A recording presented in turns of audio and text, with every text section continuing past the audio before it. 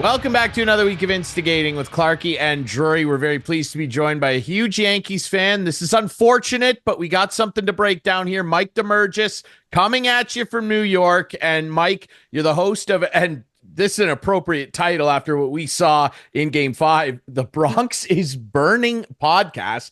Love the name. We should have got him to name our show, Clarkey. Mike, Welcome to the show. How are we feeling after what transpired? I know they were down 3-0 and it seemed impossible, but you got to be feeling a little upset about what went down in Game 5. A little upset. My glasses are foggy. Are you kidding me? I got to take them off.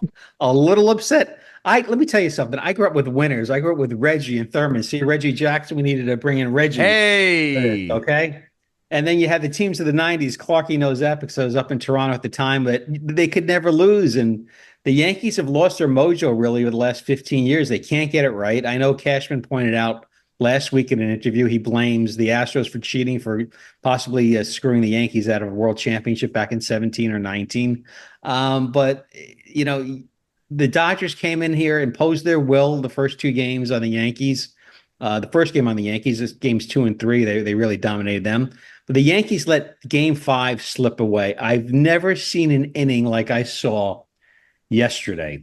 Never saw an inning with so much poor defense, lack of understanding of where to be. It was horrifying. I know we're on Halloween now, but it was literally horrifying. And texting back and forth with people and former Yankee pitcher Mike Torres, it's just people are just baffled by how poorly this team is fundamentally, just the fundamentals of the game. It's crazy that they made it this far. I mean, to be honest with you, in that fifth inning, my daughter texted me during the game, Amanda, and she's a big sports fan. And she said, Dad, this reminds me of the Jays and Rangers from 2015, that crazy, crazy inning. And then that ground ball to first reminded me of Bill Buckner. It was like, it didn't go through his legs, I know, but just, you're right, the defense. How do you explain it? And Judge making an error, he never makes errors. Well, the irony is both batters for Buckner and yesterday were Mookie. So how about that for you? There you go. How about that for an irony? Cole, Rizzo's a great first baseman, but we haven't seen him in his best years. And I guess there was spin on the ball, and he felt like he couldn't rush in and approach it. And Cole, his legs were just kind of shot by then. And, he had a brain freeze not to cover first base. He did. I just think it was an accumulation of things. And then you had the Volpe play and Judge dropping a ball. I've been watching games for 50 years. I don't know how many times I've seen an outfielder drop a ball like that, actually, since Reggie Jackson did in the 1981 World Series when a pop-up hit him right in the chest. So two pop-ups cost the Yankees 2 championships. Not that I'm upset about it. Yeah, I can tell that you're very calm. And Mike, I just wonder, like, what the temperature is like after this one in New York, because, obviously a very proud fan base, most championships. And I don't think that is a consoling fact after the way we saw them lose. Like, hey, okay, you lose a World Series. Bummer. It's never fun to go all the way and lose, but it's the way that they did it, I think, that has the temperature a little extra hot down there. Am I off base or what? Well, let's ask Elvis, who says so it's a hunk of burn and love here. Yankees are livid. I mean, Yankee fans are livid. The talk shows all summer felt like this team couldn't go far in the playoffs. They've been hot. They've been cold. Gleyber Torres is kind of the example of what's wrong with this team. He should have gotten in front of the ball in Game 1. That allowed Ohtani to get to third base, allowed the tying run to happen. And the fundamental plays, they don't know how to run the bases. They don't know how to field properly. Timely hitting that was absent in the first 3 games. They can't do the little things. Everything that made them great in the 90s is happening to this franchise the last 7 years. They haven't been able to get the big hit when they needed it. If you look at the teams of the 90s, who's in the Hall of Fame? Jeter and Rivera. That's about it, really. Clemens, of course, that's not in there, and Jays fans can relate to that because of the steroids issue. But you didn't have the big names, and now the question is, you got to sign Soto, but they have positions that need to be filled. They need a first baseman. They need a second baseman. They need a third baseman. They need a left fielder. So there's a lot of questions there in the offseason. Do you move Chisholm to second base? Is the Martian ready to play left field? Is Austin Wells the catcher that they were hoping he could be? A lot of questions in the offseason. And Garrett Cole has an opt-out in his contract, by the way. How about Aaron Boone? Like this guy looked like he was sweating, he was just dripping yesterday. It looked like he was very upset. He didn't seem like he was in command to me. And I know he's been called out a few times for his pitchers, the way he's been working the pitchers in this series. There's got to be a lot of heat on this guy too. A lot of heat in this guy. A lot of fans don't like him because he never really gets too emotional for the most part. He's no Billy Martin. Is that what you're saying? Should he come back? I think he is. I think he is. The players love him. We grew up on the version of Billy Martin, all brimstone and fire and everything.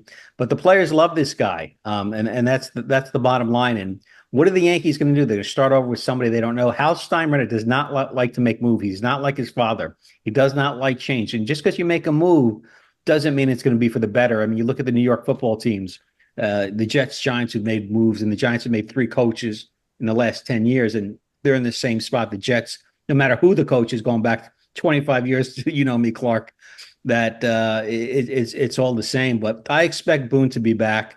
I expect, Cashman's going to be back, but they've just got a lot of holes to fill. And they don't spend the money the way George did it. George needed somebody. He went and got him, but like he got Clemens in 98. I shake my head because you said there's a lot of holes to fill. My God, we're sitting up here in Toronto, man. Like the Yankees are such a better team than Toronto. It's not even close. And these guys in Toronto, these Shapiro and Atkins who are running the show here, are a farce, man. Like I don't want to get into it again because I've gotten into it way too many times on this show. But the Yankees are a lot closer to winning a championship than Toronto. And a lot of holes, well, maybe they do, but I don't see them because when I watch it, I'm relating it to Toronto, and believe me, it's a good ball club. Just making the playoffs isn't good enough. It's not like the old days again where the division winners made the playoffs and that was it. There's no excuse for the Yankees not to make the playoffs every year when you look at the payroll. Yeah. And if you look at it honestly, there's maybe 5 or 6 teams that have a chance to win a World Series every year. And the Yankees are really going against 5 or 6 teams, not against 30 teams. So it's expected. The Yankees have been as a franchise in 1/3 of all the World Series ever played, which is incredible. So it's expected. It's part of our lineage to expect to be playing for a World Series. Yeah. Call it spoiled, but that's just the way it is. Well, it's like the Leafs. I mean, it's cup or bust. No one cares if they make the playoffs or anything else. It's not like the Leafs, though, is it? Because no one expects them to win anything. Thanks. Ooh, well, I'm just saying. And on that note, I do. Yeah, I know you do. No, you don't expect. You hope. You hope for them to win things, and that's very different. And the hope was, after retaining his services for $300 million, that Aaron Judge would have a very different looking postseason than what he did. And he struggled at times. He was okay against Kansas City. He wasn't very good against Cleveland. And then he had a pretty tough World Series at the plate. And yeah, he finally managed to go yard in the penultimate game, highlighted, of course, now by that error. What's the temperature like after making a great catch too? And he made an unbelievable catch before that. But no one will remember that now. What is the temperature like on 99 right now? Because, I mean, I know he's beloved, and he should be. He's a transcendental star who's on a path that very few players are in terms of his offensive numbers. But in the playoffs, when it matters, he has struggled, Mike. What's the temperature like on him? I think the fans love Aaron Judge to the point of like I've never seen. And I've been watching games for 50 years again. And I've seen Reggie and Thurman and Winfield and Mattingly and Jeter. They love this guy. He's revered. They were chanting MVP to kind of egg him on. They wish he would do better, but they're not hard on him because he's just put together some unbelievable Joe DiMaggio, Lou Gehrig, Babe Ruth-like seasons that we haven't seen before. A-Rod had a big year in the mid-2000s. One year he had 54 home runs, but to hit 50 home runs 3 times over a 7-year span is pretty incredible. It's not hatred and he's got to go. This guy's a bum. Yankee fans appreciate what he's done, but you got to get it done. You got to have your Reggie moment. You got to have your Jeter moment if you want to go down in the annals of Yankee fandom and Hall of Fame. Yeah, I mean, you talk about guys that need a championship almost in terms of cementing their legacy, and I think that Aaron does need one very, very badly. What's your read on Juan Soto? I think that that's the number one question in the baseball world now. We know what happened last year with Ohtani and what he ended up doing this year. That question has long been answered. Now the hot commodity is Mr. Soto. And, we were talking, recently with a guest about, what do you think with Joe Tilley? Are we looking at 650 million? I mean, that's what the rumor is. What is your opinion? And do the Yankees need to do everything they can to keep him? Maybe at, Mike, the expense of being able to afford to upgrade at other positions. I think this is a must-have. I don't know where the Yankee season would have been without him. You're probably looking at $700 million. He's only 26 years old. He's going to get a 10-year contract, so you're talking $70 million a year. It's $700 million. And Scott Boras has no emotional ties to the Yankees. He does not like the Yankees organization. This goes back even before the A-Rod times with him, and when the troubles with A-Rod threatening to be opted out after the 2007 World Series. He's going to go where the highest bidder is, and Uncle Stevie Cohn in Queens, he's got the bucks to spend. Yeah, he does, and I shudder to think of what a bidding war will look like. Ultimately, I do feel like the Yankees will keep him, but then you look around the rest of the diamond there, and first base in particular, like I love Anthony Rizzo. Oh, it's time for him to go. It's time for Anthony to go. Anthony had a great career, great first baseman, great leader, but time to move on from Anthony. And that is the position I think that they're most in dire need of, really. And I mean, they'd love to add to the bullpen. I don't know what their rotation looks like going forward. I mean, Nestor Cortez, there's question marks there. Carlos Rodon, he's not reliable. I mean, when he's on, he's exciting, but I mean, that's few and far between, in my opinion. But then you get down to Garrett Cole, and you mentioned, the opt-out year, and what have you made of his tenure as a New York Yankee? Like, he's a pretty controversial guy. All the other, I know up here in Toronto, everybody calls him Spider-Man because of the whole spider tack thing. What have you made of his Yankees career? Like, I like his talent. I'm not a big fan of him, though. He's got a strange and quirky personality. He loves being a Yankee. We know that. I don't think it reached the level that we thought it was going to be, because he killed the Yankees when he was here. I mean, when he was against in Houston. He hasn't reached that level, getting the Yankees where they need to be. Yesterday was his chance to have that moment. It looked like he was going that way. It blew up in 2020. He pitched well against the Rays, but they wound up losing 2-1. He's been better than what Randy Johnson was when he came here. I think he's been worth the money. He's kept the Yankees seasons intact when they haven't had such great teams. But if you ask me if he's going to go down like one of the incredible Yankees of all time, again, where's the ring? Where's the ring? Same thing you say to Judge, where's the ring for the Yankees? I think if people had their druthers, they'd rather see Roger Clemens on the mound, or Ron Guidry, or El Duque, or Andy Pettitte ahead of Cole. Interesting. And he looks like a dink to me. Like, is he a good guy or what? I haven't had my press pass in a few years. From what I've heard, he's just socially strange, socially awkward. When you see him talk, he has trouble putting his sentences together. It's kind of odd, to be honest with you. And like you and I, we've been close to players before, and when I watch games now, I don't like cheering for dinks. Like, I really don't. And when I see him, and like he was walking off yesterday and gave a little nod at the end there, but he just, like, I don't know. Anyway, it's a good pitcher, no doubt about it. But you talk about being dinks. When I had a press pass working for you guys at Fan 590 Toronto, and then working for satellite radio at XM at the baseball channel, the biggest dinks during the time when I was working with the Red Sox and the Yankees.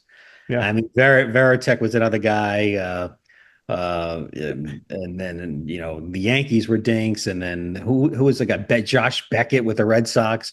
Hated the media, because you know what it's like being in a locker room, the sideline. Yeah, certain guys were just hated dealing with the media.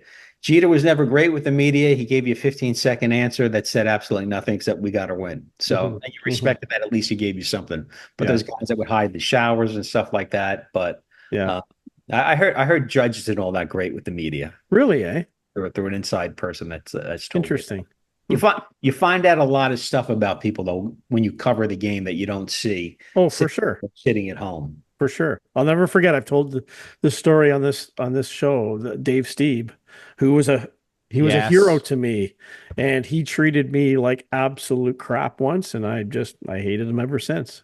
How he apologizes now, but who was it out? Who was it? Bell that told Jim Shaking Hunt to kiss his purple ass? Yeah. Oh yeah. George Bell.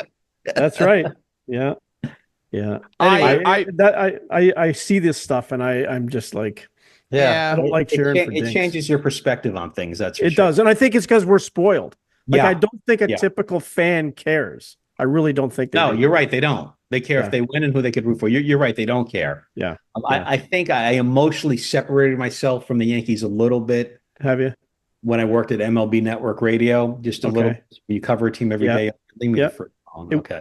It was the same. It was the same with me and the Leafs with Leafs TV. It was like, can we get the season over with so I can go on my summer vacation? Like, it was like that. It was. And I worked there 15 years, man. 15 years. Now, there's no truth to the fact you were the guy in right field trying to rip Mookie Betts' glove off, right? That was great, wasn't it? That was totally awesome. I wish I had the nerve to do that. Oh my God. That was that was a typical Yankee fan right there, right? He's doing everything he can.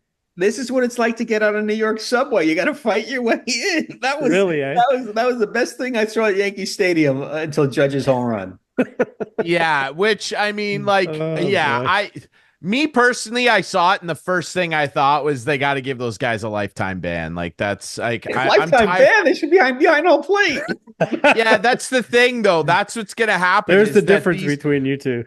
Yeah, well, that you know what's gonna happen? Those two guys are gonna like start a podcast and explode for being dinks at the ballpark, and I just can't stand it. Like, I think Gronk said he went to college with this guy. He did. He was an Arizona State University hockey player. Gronk knew the guy. Yeah. How about that? Gronk picking you out of the crowd. But he did get banned yesterday, right? He wasn't allowed. Yes, he wasn't there. They gave. They say. The Yankees gave the tickets to a young child that was battling cancer. So yes, some good came out of it. So which was awesome, super cool. The kid and his mom got to go to the game. Fantastic, like Class A stuff from the Yankees, which you would expect. I want to talk to you. You know, you talk about being spoiled as sports fans, and Mike, obviously, you know, you're a sports professor at Iona, and I want to ask you about the sport and the financial viability of it from an owner's perspective. And I'm sure that this is probably something that you discuss at times with students. I look at baseball, and I don't think a hard salary cap will ever be a part of the reality of that sport, because the players union is much stronger than that of, say, the NHL. But I think that sport desperately needs a salary floor. I think you're totally bonkers, and I'll tell you why. Why? He is bonkers. I agree with you. Teams like Kansas City, Minnesota, they're getting from the Yankees, Dodgers, Red Sox, when they used to spend money, they're getting 40, 50, 60 million dollars a year for going over the budget. If it wasn't for the Yankees and the elite teams that spend money, these teams wouldn't even be existing.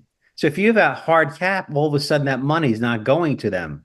So I think it's a good system. If you're going to go over the cap, you're penalized for it. Hockey should have the same, and you're helping out the other team. So I agree. I don't want a hard cap.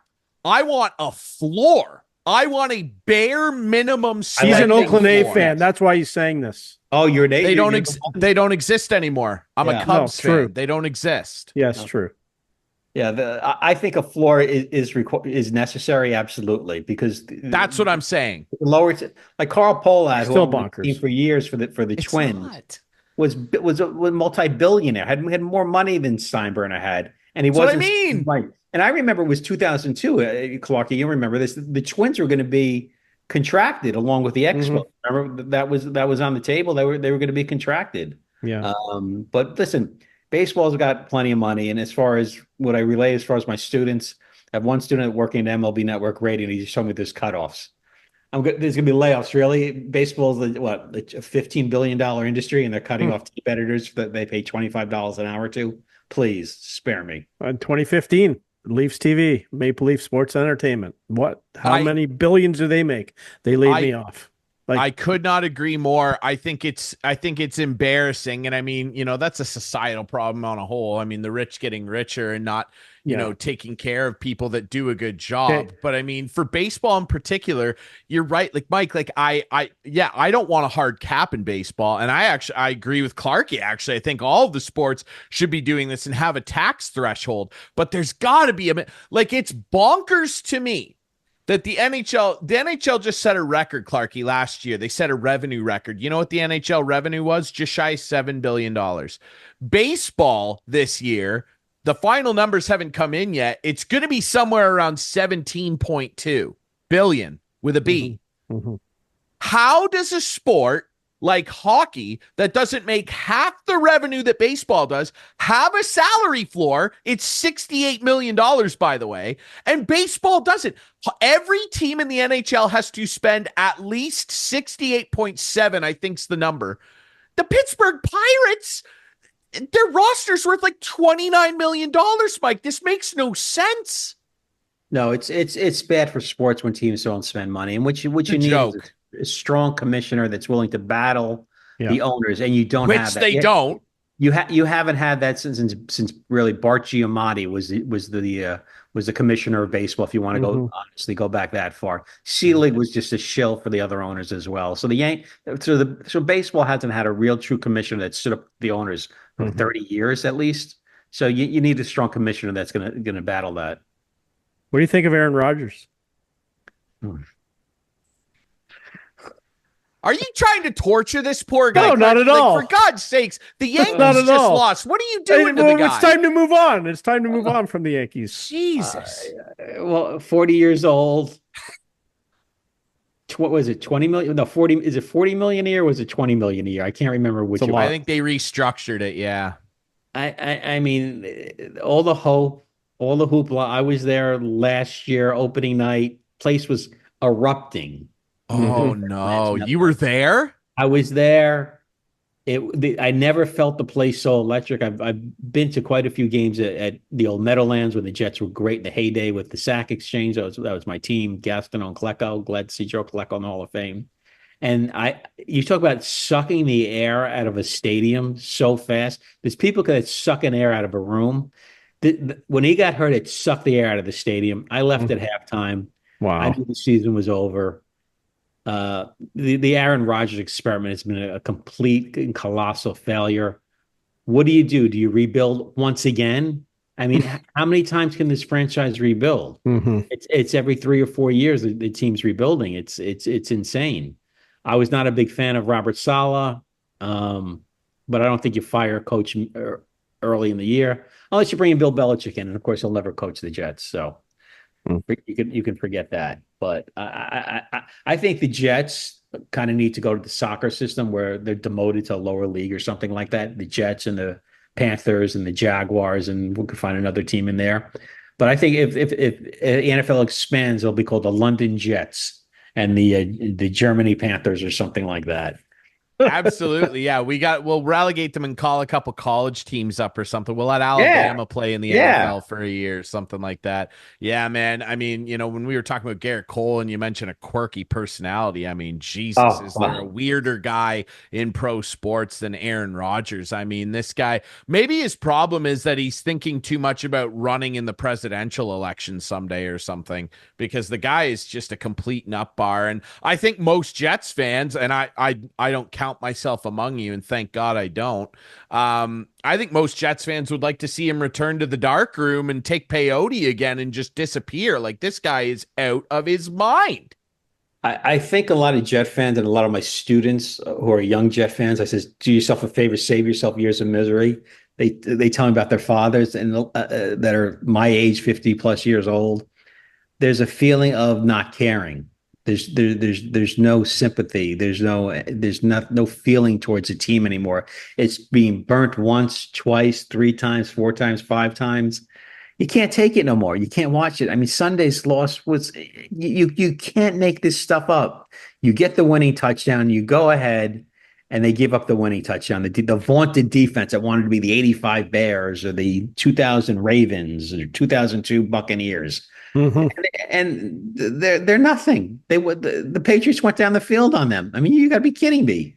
Jacoby Brissett, Drake May. This is who they're losing. This is who they're losing to. He's a Patriots fan.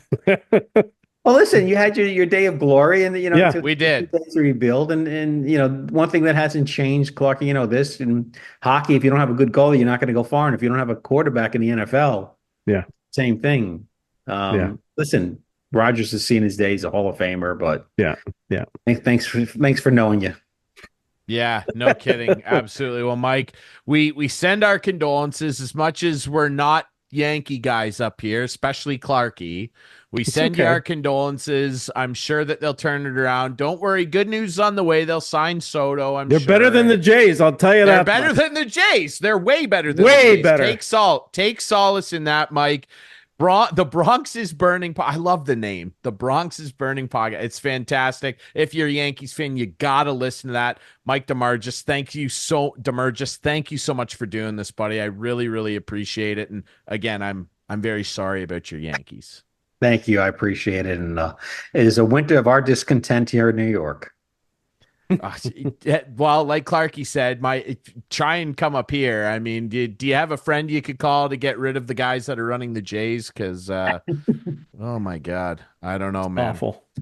Absolutely. All right, we'll take a quick break. When we come back, our friend James Sharman, we're going to talk some footy. Clarkey's favorite sport. Oh, I can't wait. We're going to talk some footy with Sharms up next. We'll talk about TFC. Where do they go? Talk about the health of the world game, financial fair play, all the fun stuff that you want to talk about when it comes to footy next here on Instigating.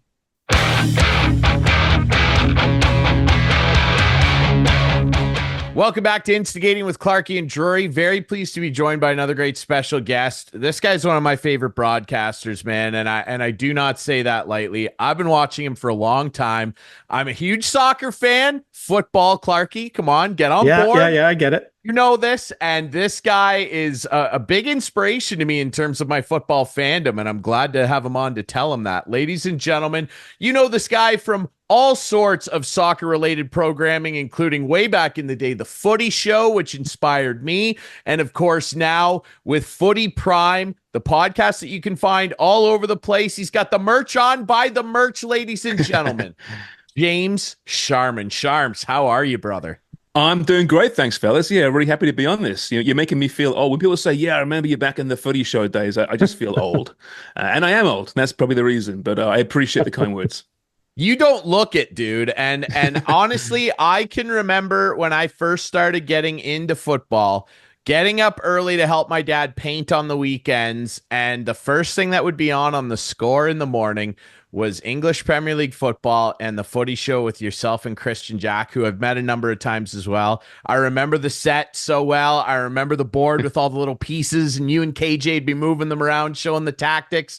When you first started that show and first started kind of broadcasting to Canadians over here, getting people interested in the Premier League and soccer in general, what do you remember about that time and first starting out? You know what? I that's still probably my favorite time of working in the industry over all the years. Originally, Footy Show was called Sports World, which was started in 1997 when I first joined the Score as an intern. And back in those days, it was like a 3-minute wheel once a day. And I would write scripts for Elliot Friedman and Steve Koulias and Mike Gossek and these kind of guys, Greg Sansoni, and they'd voice them. And that kind of grew to the point where they said, "Well, you got an accent. You should be voicing this stuff." And I thought, I had no intention of being on air at all. That was the last thing in a million miles away I had any interest in doing. But I thought, well, I'll give it a crack.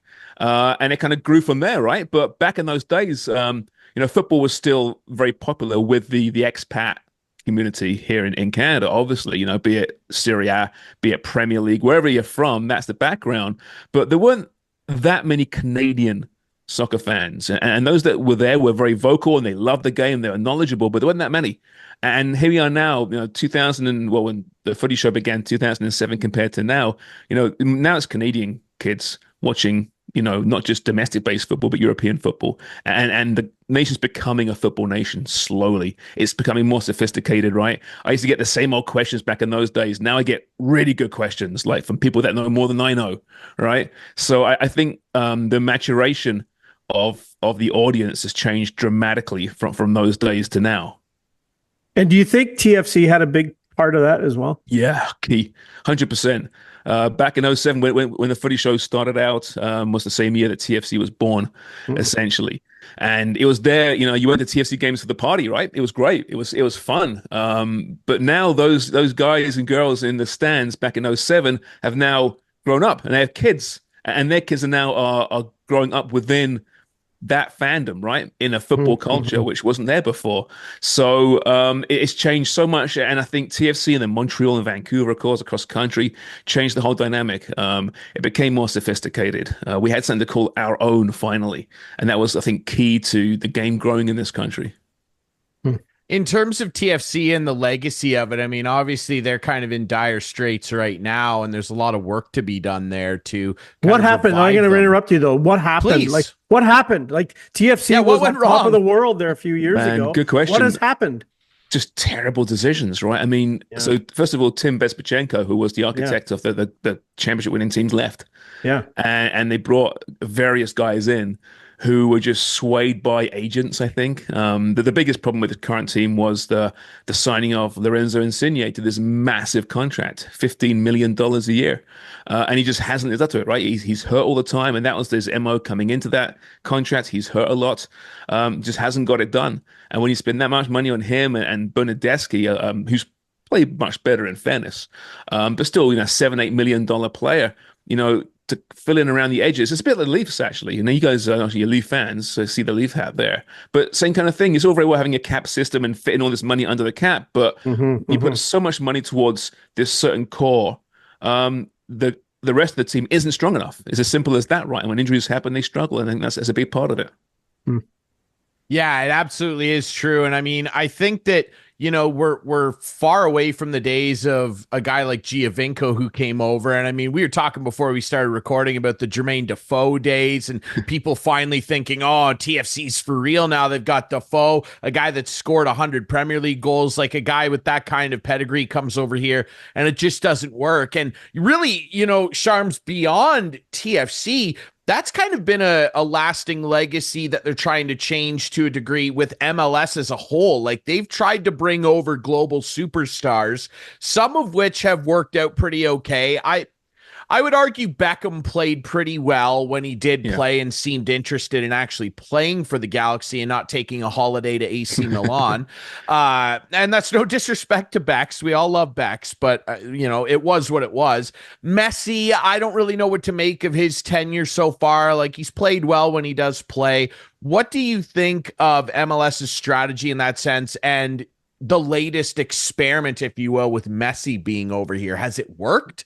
Yeah, the whole DP designated player strategy has evolved over the years, right? You still get those aging players, the Insignes of the world coming over, right? And of course, from Bastian Schweinsteiger to Steven Gerrard, Becks you mentioned there, it's been a bit of a pattern there. But you're seeing more and more clubs now going the more youthful route, less well-known players, maybe playing in South America, who still determine, they need some good money, a good contract.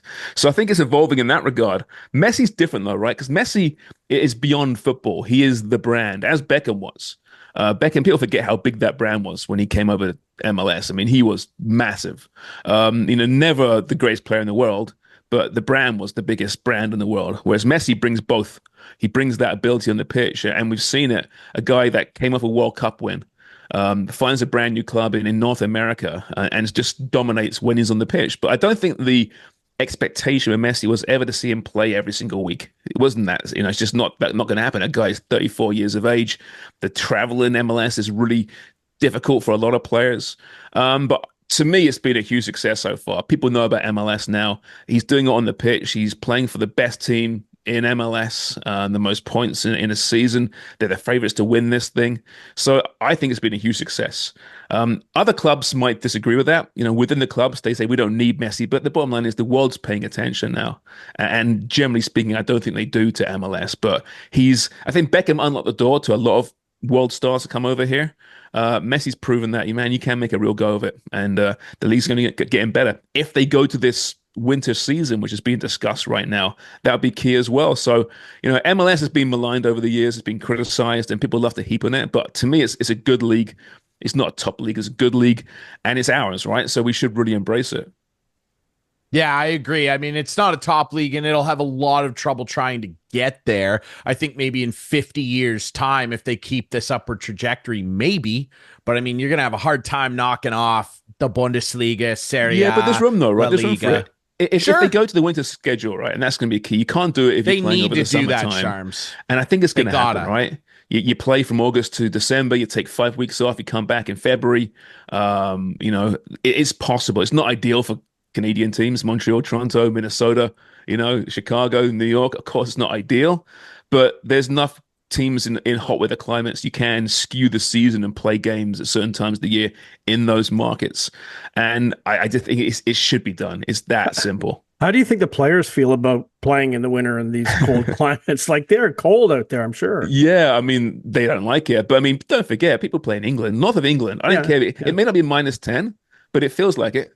Right, it's miserable, and that's the football culture that I got brought up in, was rain and misery on the pitch. And if you're going to pay the guys, they're going to come, they're going to play, right? But obviously, no one wants to play in -10, but hopefully they can avoid that if they schedule it properly. Right. Well, what's the old saying they used to say about Ronaldo? Can he do it on a rainy night in Stoke? Right? So yeah, he did actually, didn't he? he did. It's safe to say. I want to quickly ask you too, just about talking about Beckham opening the door for MLS, and guys like Ibrahimovic coming over here, which I was a huge fan of. I love Ibra, one of my favorite players ever.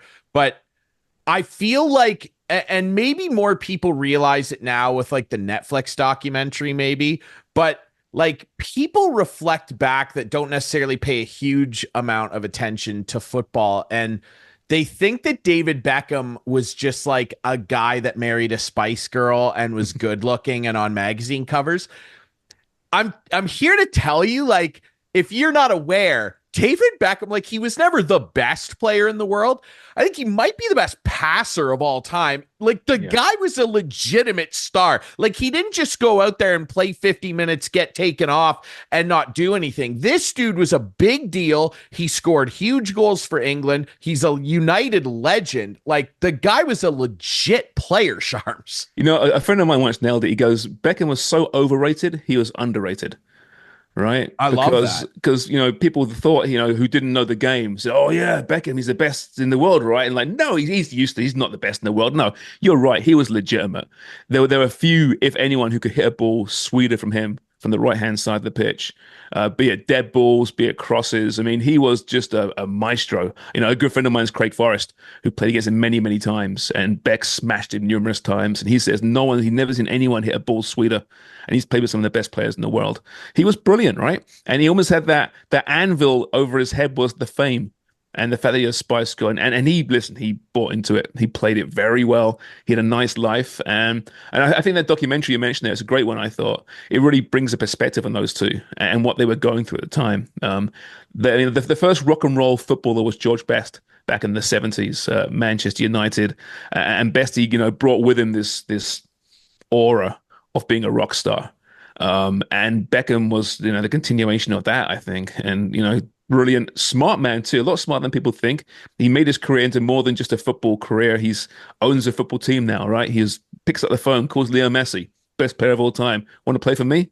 Comes on over, right? So I've got a lot of time for that guy, both on the pitch and off the pitch, even though he played for United, which never a biggest fan of. No, I know, because you're a Liverpool guy, and I definitely want to touch on that. Quickly before we do, though, off the note of Beckham and that generation that he came up with, the United kids, the Academy boys, as they're referred to. Boy, United, you talk about big tree fall hard. My God, like that club is in a mess, and they are a far cry away from where they were in those days of Beckham and Gary Neville and Nicky Butts and all those guys. Like, I mean, that Academy group that they had come through carried that team and a legacy on for 15 years, all the way until Fergie was done. What is wrong with that club right now? I mean, yeah, everybody likes to blame the Glazers and everything. man, they are in disarray. Yeah, I think they had the brilliance of Sir Alex Ferguson, I think, over a lot of the cracks at that club, right? The mismanagement off the pitch in particular. And that class 92 from that academy, those guys to make it into the first team for so long, you just don't see it really in sport in general. That was lightning in a bottle, so to speak. But I think they just got caught out. The game passed the club by. New ownership comes in the Glazer family, who saw it as their own personal cash box. They didn't invest in the club itself, in the infrastructure of the club, in the scouting department, in the academy as well. So, now they have new ownership. Ineos is there as the major shareholders, or will be soon enough anyway, but they run the football side of things. But they've just fired the manager who they committed to during the summer, which, again, doesn't make any sense. Poor management. So far, Ineos has been there for a year. They've made one big mistake, keeping Eric Ten Hag on. Now they're bringing in, it looks like, Ruben Amorim, who is a young manager, great success in Portugal, very respected, but he hasn't seen the beast of United just yet, or the Premier League, which is a different beast entirely compared to the Portuguese Superliga. So we'll see what happens. I hate to say it, but I think having a strong Man United is a good thing for the Premier League. You want to have that because they've been passed over by so many clubs, in particular Man City, right? The noisy neighbors, as Sir Alex Ferguson called them once upon a time, and now they've just silenced United completely. So yeah, it's for anyone that's not a United fan, it's thoroughly enjoyable the last number of years. It really is seeing them struggle and suffer, but I'm sure at some point they'll turn it around and they'll be the big bad. They're the Yankees of soccer, right? Which is what they were for so many years. Yeah, they absolutely were. And I mean, I'm a Chelsea fan, so I don't exactly love to see United do well either. No. I feel like we can be, compatriots in that, because I mean, Chelsea and Liverpool, there's a rivalry there. Obviously, I mean, they're big clubs, but we don't have that United hatred. Liverpool hatred. No. We all respect Liverpool, and I feel like the feeling is somewhat mutual anyway. Take me back, obviously, growing up, you're a big Liverpool guy. They finally win the Premier League title. I mean, that must have been a momentous occasion for you. Yeah, it was. I don't get emotional, right? But I did that year because it reminded me just of where I've come from. And as far as I moved to Canada in 1990, they were still a force. They were still champions then, and they hadn't won since, right? So seeing them lift that trophy kind of brought me back to that move over to Canada. When I was 16 years of age, just a kid, basically, right? And so it was emotional. It was incredible. It really was. It's been a frustrating 30-odd years, having seen this team dominate world football for my entire life. I mean, listen, I'm not from Liverpool, right? People say, where you're from? I'm from the south. I'm from near London. But that era of football was dominated by that team in red. So if you didn't have a team allegiance, you gravitate to the best team. It's why there's so many United fans now who are like 30 and 40 years of age. So many. It's why there's so many young Man City fans now. Kids like a winner, right? And I fully hold my hand up. I liked a winner as a kid, and that's why I gravitated towards Liverpool, even though not being from there. But yeah, it's been a rough few years, but in came Jurgen Klopp and turned the team around, and that should give, I think, fans of most big clubs great hope. You get the right man in charge, they can turn it around, as maybe Chelsea's seeing right now, perhaps with Maresca. We'll see. Well, and you'll be disappointed I didn't follow your Liverpool footsteps, but I mean, why do you think I ended up a Chelsea fan? Right. When I first started watching you, I mean, in those early to mid 2000s, I mean, Mourinho came over. Didier Drogba is my favorite football player of all time, like by some way. The man of the big occasion. Like, I mean, you watch that team growing up, and JT and Lampard and Cech and Anelka and Makelele, who's getting in Essien. Oh man. Beautiful footballer, and like Makelele's getting into management now too. I mean, so many guys from that team have. Kids like a winner, they sure do. I want to ask you quickly too, just about developing story in the Premier League, the Man City financial fair play stuff. I mean, financial fair play, I don't even really know what it means, to be honest. I don't think many people necessarily do. What do you make of the charges, and is anything going to really happen here? I feel like it won't. Yeah, I mean, there's 115 charges now, right? And they've won a couple of pretty big cases the last couple of weeks in court on the outskirts. The way I see it is this, no one can afford better lawyers than Man City, right? So even if they are guilty, And they probably are of some of those charges, I'm sure. They'll find a way to get off. And even if they're found guilty, they'll take it to the appeals court. This will drag on for years in the courts. As simple as that. I hate it too because I'm a sports fan, a purist sports fan, but these kind of stories tend to dominate the actual games themselves. And even, what Pep's doing is kind of overshadowing what he's done. Oh, well, they cheated. Well, yeah, but a lot of clubs cheated. Let's not kid ourselves here. They did it very well. They won championships out of it. But I mean, as far as, financial irregularities, I don't know. I try and avoid it if possible. It's above my head. It's too clever for me. But they're only put in place these tools to protect the clubs and themselves because too many clubs went bankrupt, essentially, spent too much money. They couldn't afford to do it, right? So football's got itself to blame for this situation, really. And the minute you start opening your doors to benefactors and, oil states and say, oh, yeah, well, we'll dismiss the social issues of those countries. But you're bringing how much money in? Okay. It's so hypocritical. It really is. It kind of drives me crazy. Yeah, and it's sad in a way to a degree for sure, but that's the reality that we live in football and soccer as a whole, really. I'm interested, just because I've watched you for so long. I know you're a passionate guy and a Liverpool guy.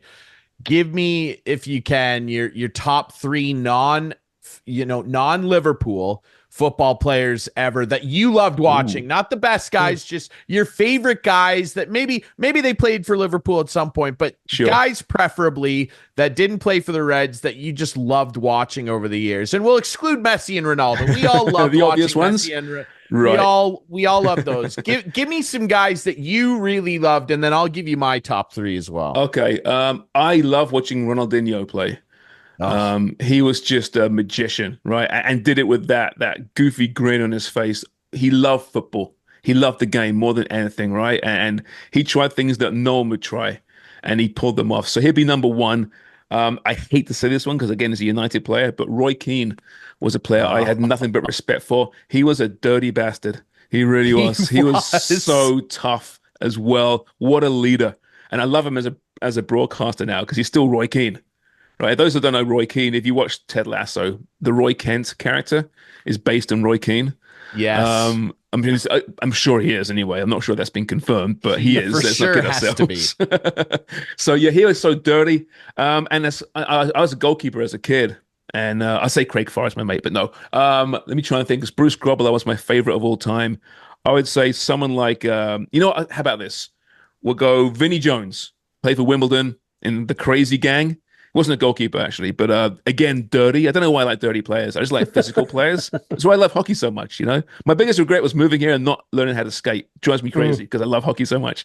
Yeah, probably Vinnie Jones because he was so filthy and he celebrated it. He even brought out a DVD back in the day, maybe in a VHS tape, The Dark Arts of Football, and got fined for it. I think banned for it. So they were probably my three favorites. But man, I could go on for a long time as other names pop in my head. Absolutely. I would give you Ibrahimovic for sure if I'm going non-Chelsea. Like Ibra, Andrea Pirlo, and he was I'll cheat here. He was briefly a Chelsea player. Kevin De Bruyne is just brilliant. I love Kevin De Bruyne. De Bruyne is just a magician too, right? I mean, he's just incredible. What he sees in the pitch, not many players see. Footy Prime is the show. It's available on YouTube. It's all over your podcast networks, just like this show. Go support it. It's a fantastic show. Sharms, dream come true to talk to you, brother. I want to thank you for inspiring my love of soccer, of football, and I really, really appreciate this, man. Thanks so much for doing this. By the way, everybody, we are footyprime.com. That's where you can get all the new merch as well. Sharms is sporting the hat there. Go support them. It's a great show. Sharms, man, thank you. Fellas, thanks so much. Really enjoyed this. Yeah, great questions. And it's always good to have a good banter about the sports we love. So thank you. Absolutely. All right. We'll take a quick break and come back and wrap up the show this week.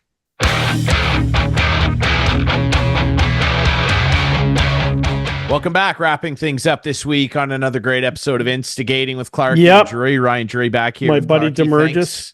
Yes, thanks to our friends Mike Damergis, and make sure you check out the pod. If you're a Yankees fan, and now's the time to be upset and be angry, and that's what Mike will deliver for you on the Bronx is Burning podcast. I love that name. So I go back a long way with Mike, and I hired him at the Fan. I hired him at the Fan to produce a hockey show. said, what do you know Hired about hockey? everybody, eh? I said, what do you know about hockey? He goes, nothing. And I go, you're hired. You know why? Because I always felt you can train someone to learn something, but you can't train person. So if it's a good guy, I brought them in, and I sensed good guys after speaking to someone, interviewing them for an hour. This is a good guy. We're going to be able to teach him. And 6 months after I hired him, he was producing primetime sports with Bob McCowan. That's the thing about the industry. Like that I say to everybody and young broadcasters, like, just be a good dude, be a good dude, and be willing to do anything. Like, here's a guy. Here's a guy who didn't know about hockey, but he was like, yes. And he told the story off the air that I gave him the job. He went to the payphone because it was before cell phones and called his dad in New York and told him he got the job in Toronto. So there you go. Yeah. Good Incredible guy. Stuff. Good Just guy. Be a good person. And, that's right. Because ultimately that's what people want to work with. We can train you on the skills and all that. Speaking of good people, tee me up for my couch potato. Tee it up. Well, you go right ahead. You did it yourself. The couch potato of the week. Clarkey, what's up? So the dogs are going to bark because my wife's just getting home. So they're going to hear her. Just so you know. And they're can you fill for like 10 seconds? Give me a sec. I'll fill for 10 seconds, Clarkey. I mean, I'm excited here. This guy, look, Clarkey, we tee him up every week to go first with the couch potato. I'm excited about my couch potato. My couch potato is going to be fantastic, but yours, good you're guys. Excited. We're talking about good guys. Yep. So good guys, and my couch potato this week is a good guy, and we've been texting a lot during games, and Freddie Freeman is a good guy. Yes, and he really good guy. World Series MVP, Canadian. And that's where he's ruffled some feathers in LA because people wonder why this guy who was born in California played for Team Canada. Anyway, he recently had an interview and he spilled why. And Adam, you can roll it now. So I played for Team Canada for a very heartfelt reason for me and my family. My dad was born in Windsor, Ontario, Canada, and my mom was born in Toronto, just outside of Toronto, a place called Peterborough. That's also Canada. So most people don't know that, but my mom passed away when I was 10 years old of melanoma skin cancer, and that's why I played for Team Canada. I don't know if this is what she would want me to do, but in my heart, it's what I feel I should do. That's the reason I play. It's to honor my mom. And if most Dodger fans don't know, there's a lot of things that go into each game that I do for remembering my mom. I wear sleeves every game. That is for my mom because she passed away of skin cancer. So it's just every time I put on my tight sleeves, it makes me think of her. I wear a cross around my neck that unscrews and has her hair inside of it. So Dodger fans, when you get to know me, pretty much everything I do is for my mom, and this is what I feel is right. I know a lot of people don't understand. I was born in California. I know I was, yes I was, but in my heart, honoring my mother and playing for Team Canada, for me, is the right decision. I think even if I hit 0 every single season, I think she'd still be proud of me, but you know, it's hard to even think about. That's going to really get me emotional, but I just hope she's proud of me.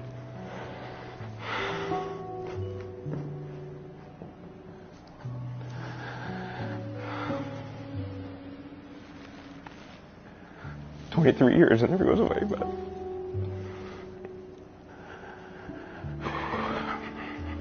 that's all I want. I hope she's smiling now."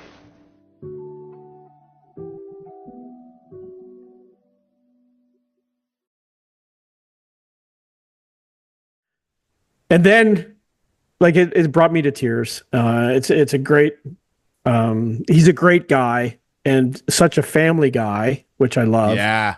And after he hit a home run, there he is going over to his dad in the first row of the stands. So it's cool. just it was very cool. So Freddie Freeman, World Series MVP, World Series champ, you are my couch potato this week.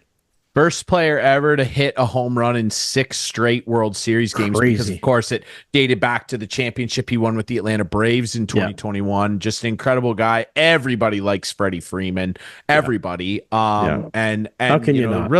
Really cool thing with his dad. And then, of course, that the start of the year dealing with that illness that his son had. His son was diagnosed with Guillain-Barré syndrome. Like Freddie had a really tough year and then had some injury troubles. He had injuries. He right into the playoffs. He could, play in the World Series. Like, anyway, guy's a freak. He's a freak. He can hit the ball a long way.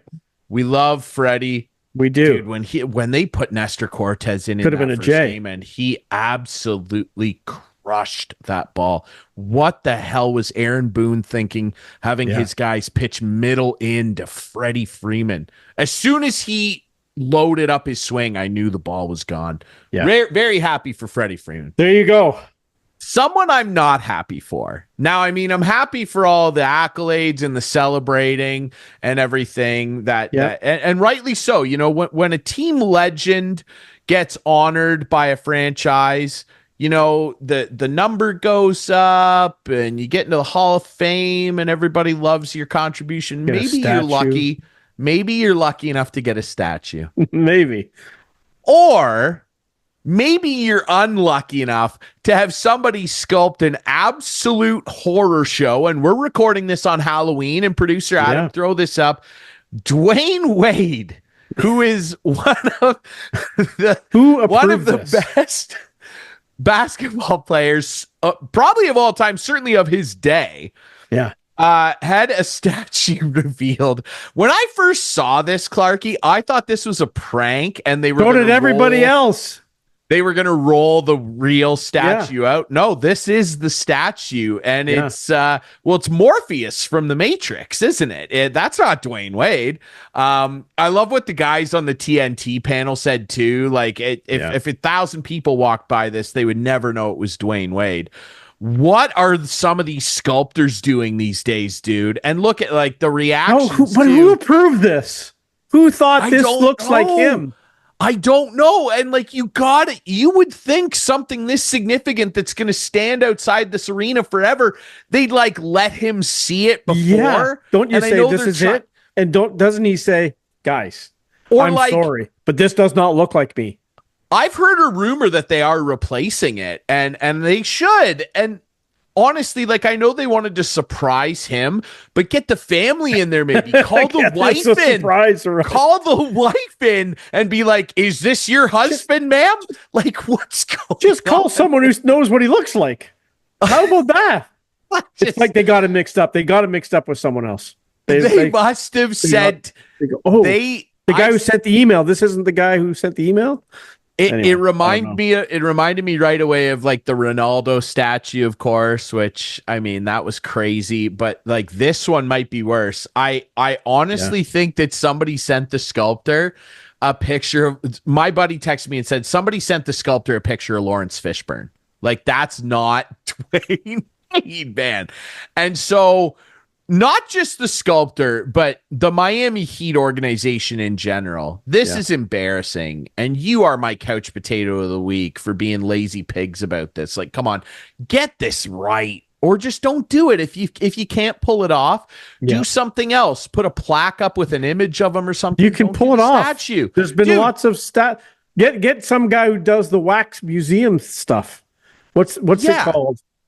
I know what you mean. Clarkey. Like a famous wax museum, Niagara Falls, Hollywood, everywhere. Are you talking about Madame Tussauds? Madame Tussauds? Get Madame. Although get her to do it. Look up some of the mistakes they've made over the years. They've had some nightmares. Yeah, but they've done some real good ones. They've done some really good ones. But Clarkey, it would melt in the Miami sun. But my point is this. Like, how is it that you can go to museums and all these ancient cities like Rome and like Greece and stuff? People were doing better sculptures than this in like 1530, like in the Renaissance and stuff. Our statues now are worse. We need to get to the bottom of it. Something happened with the statue. Someone screwed up, and someone needs to interview the person who sculpted it and said, this isn't the guy.